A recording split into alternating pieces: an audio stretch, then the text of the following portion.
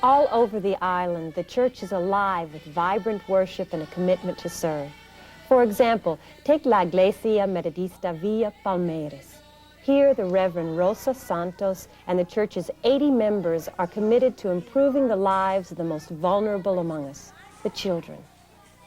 This church's commitment takes form in Centro Met, a daycare center which ministers to young children from low-income families.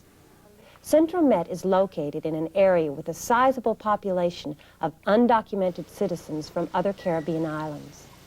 In addition, the area suffers from increasing crime and substance abuse. With a 20-year background in social work, Ms. Santos sees hope and opportunity for God's children. They come here sad, they come with anxiety, with trauma from homes where they have been taken care of by family members who have mistreated them, where they have been abused. They cry for the first week because they think that we're going to treat them the same way here. But in 1 or 2 weeks, they come transformed. They adapt completely and respond to the love and attention which we give to them. Here, Christ's commandment to love our neighbors takes concrete form. United Methodists in the United States can be a part of these vital ministries by giving to the Parish Partners Program and other ministries through the Advance for Christ and His Church.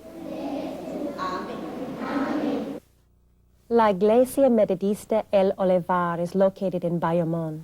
The Reverend Liana Perez Felix is the pastor. When members of this congregation studied the needs of the community, we were surprised by our findings. We thought the neighborhood needed a daycare center for children, but instead, a daycare center for older adults was needed. More than 20 people over age 60 gather daily in this Methodist-sponsored program. A staff driver brings participants to the church for breakfast. Ecumenical devotions follow. The rest of the morning is filled with crafts, field trips, and other activities. A visiting nurse is available for those who wish to discuss health concerns.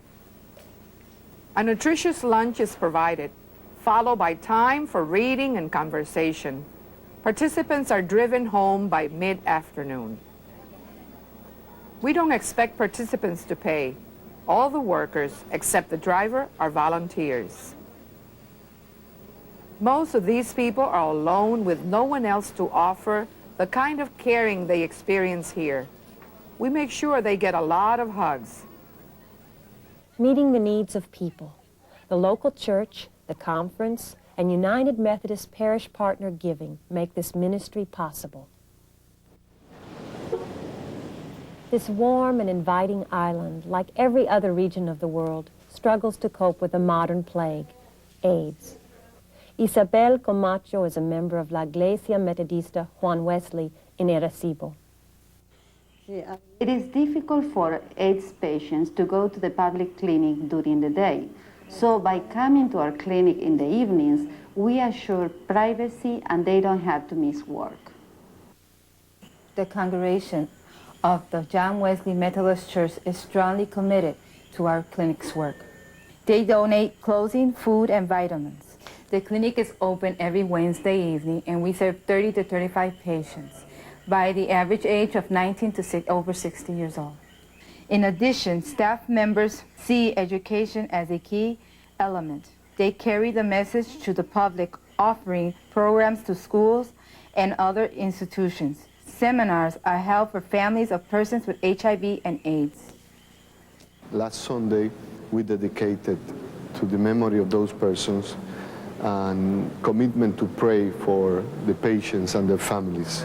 Today, I met with one of the persons who has HIV positive, and his wife died last week of HIV AIDS also. And he asked me to include her name in the quilt, and that I wrote her name in memory of her, and the commitment of the church to be praying for those persons who are still living with us with the